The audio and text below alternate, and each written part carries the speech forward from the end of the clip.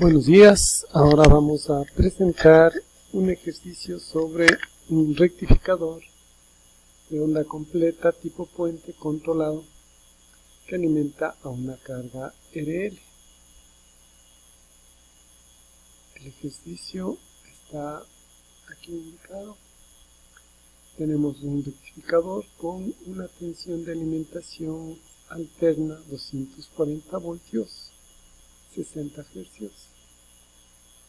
La carga es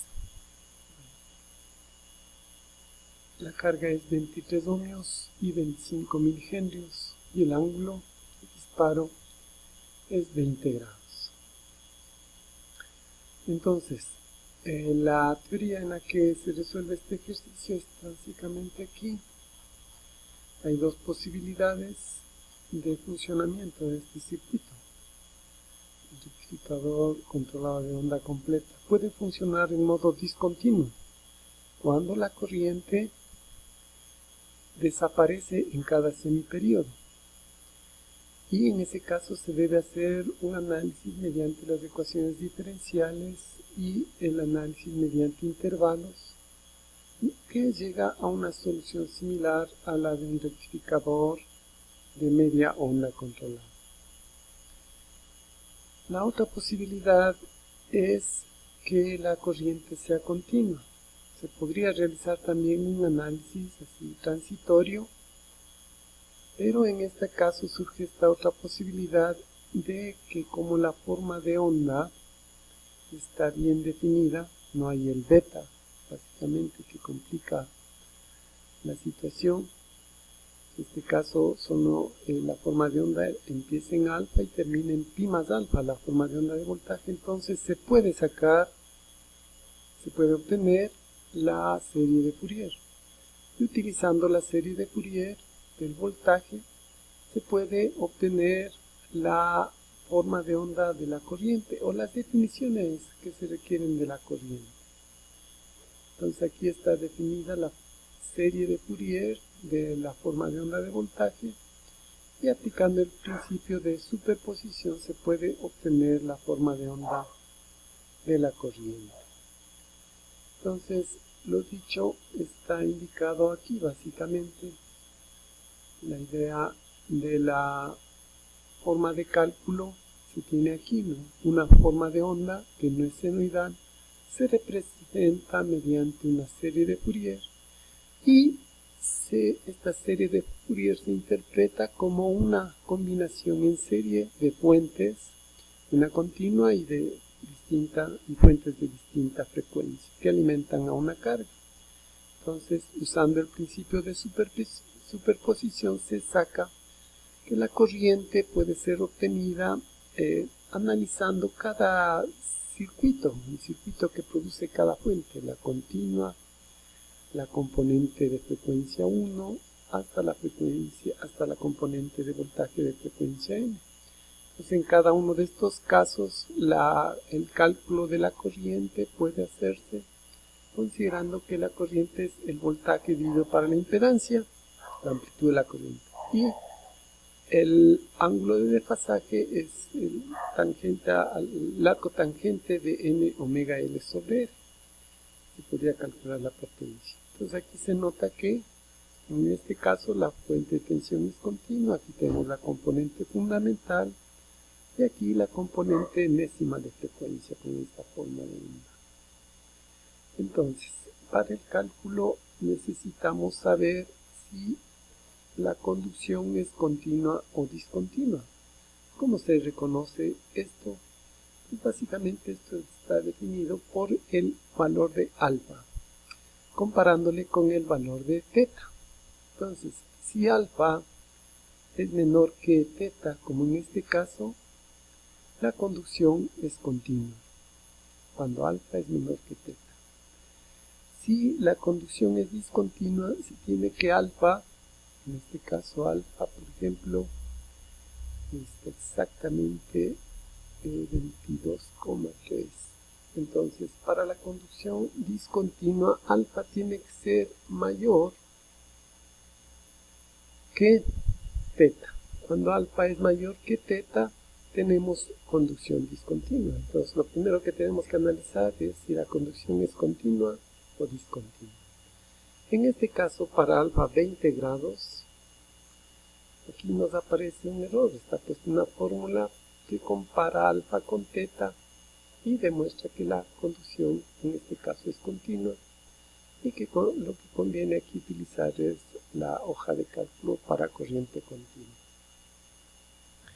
Entonces, alfa menor que teta, conducción continua.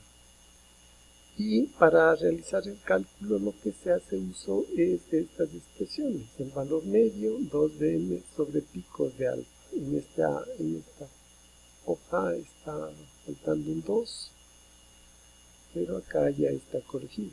2dm sobre picos de alfa. Y tenemos estas componentes de frecuencia para el voltaje. AN y B sub n.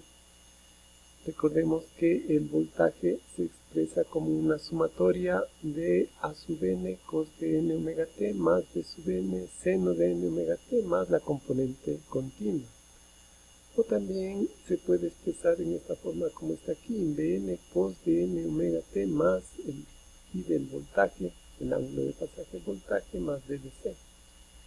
Este B sub n y el phi sub n son obtenidos a partir de los componentes A sub n y B sub n. Entonces, el B sub n mayúscula, el Bn mayúscula se obtiene sumando los cuadrados de A sub n más B sub n y sacando la raíz. El phi sub n se obtiene sacando el arco tangente de B sub n y A sub n. Entonces aquí se ha realizado ese cálculo. A sub n se ha colocado la expresión que está aquí de la serie de Fourier, 2dm sobre pi cos de n más 1 alfa sobre n más 1 menos coseno de n menos 1 alfa sobre n menos 1. Esto es A sub n. Para B sub n se utiliza esta fórmula, 2dm sobre pi seno de n más 1 alfa sobre n más 1 menos seno de n menos 1 alfa sobre n menos 1. Aquí es importante considerar en las fórmulas la utilización de las variables absolutas y variables relativas. Fíjense que aquí C21, está puesto el sucres 21, es con el objeto de mantener fijo el 21, porque esta misma fórmula va a ser copiada en todas estas celdas. Entonces, el momento de copiar se va a mantener el 21, pero la C va a cambiar, porque aquí necesitamos que cambie a D y a N igual 2. Entonces aquí debería aparecer D21, aquí E21 y F21, etc. También se nota aquí que se ha puesto dos signos de sucres, es porque siempre vamos a estarnos refiriendo a D6. D6 porque eso contiene el valor de alfa y ese tiene que tener en todas las fórmulas. Entonces eso está aquí. El D6, el que se utiliza, es este valor en radianes que debe mantenerse fijo en las fórmulas. Entonces eso es lo que significa estos signos de sucres aquí. Permite que se coloque aquí la fórmula y simplemente se copie para los distintos valores de n. Entonces se generan las fórmulas para AN, BN. BN está que determina el voltaje, sería la raíz cuadrada de este AN cuadrado más de n cuadrado. Este pi es el arco tangente de en el eje X es A sub n y en el eje Y es B sub n, pero es con un menos. Esto se demuestra mediante trigonometría, que esa es la fórmula adecuada. Zn es la impedancia, sería la raíz cuadrada de n por omega L al cuadrado más R al cuadrado. Entonces aquí está n, aquí está omega L al cuadrado y aquí está R al cuadrado. Y teta en cambio es el arco tangente de n, que es C21, aquí, esta celda es C21, por omega L, dividido omega n dividido para f. Bien, tal vez sería mejor mostrar un poquito más para acá para que se note qué celdas son las que se están usando. Ahí.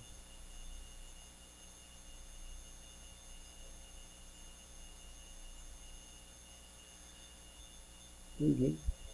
Entonces se calcula el B sub n, el phi sub n, el zn, el teta, el IN, que sería igual sencillamente al voltaje dividido para la impedancia, y el phi sub n, el arco tangente de n por omega n sobre r. Estas fórmulas de aquí se copian hacia acá, una copia, y aparecen los valores para las distintas valores de n. Y con esto tenemos ya la solución al ejercicio. Bueno, primero el valor medio del voltaje, esto es 2Bm sobre picos de alfa, esto está aquí puesta la fórmula. La corriente media sería este voltaje medio dividido para la resistencia, que es C7, y el valor RMS se puede calcular sumando los cuadrados de cada una de estas componentes, que son las amplitudes, dividido para 2. Los cuadrados de estos hay que dividirles para 2. Y entonces aquí está el medio, se suman los cuadrados de cada una de estas componentes, y también se suma el cuadrado de la componente DC, de la componente media, y se saca la raíz. Y esto da el valor de la corriente RMS, que es lo pedido en ese ejercicio. Para comprobar, se utiliza el programa PSIM. En este programa PSIM lo importante es lograr colocar el ángulo de disparo mediante este dispositivo que se llama Alpha Controller, que está en elementos Other, Switch Controllers, Alpha Controller. Ahí está el elemento que se utiliza para el control de alfa. Tiene una habilitación, enable, que se coloca aquí, que es una señal que empieza en t igual a 0 y que se habilita exactamente con un valor de 1, que habilita este terminal. Pero también aquí el controlador alfa necesita el tiempo en el que empieza a funcionar. Entonces esto aquí para el ángulo A, para este tiristor, es cuando la tensión se hace positiva. Entonces aquí hay un comparador de la tensión positiva. Entonces aquí este es un sensor que determina cuando la tensión se hace positiva, y esto determina el control, el inicio del control. Aquí se coloca el ángulo alfa y simulamos. Aquí me dice que borre este elemento. Simulate Run.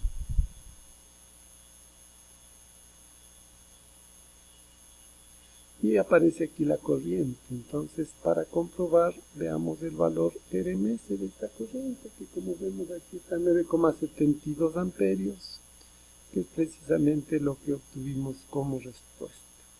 Valor de la corriente media 8,82, también podemos comprobar esto. Aquí se comprueba que 8,81, bueno, prácticamente. Este es entonces el ejercicio resuelto.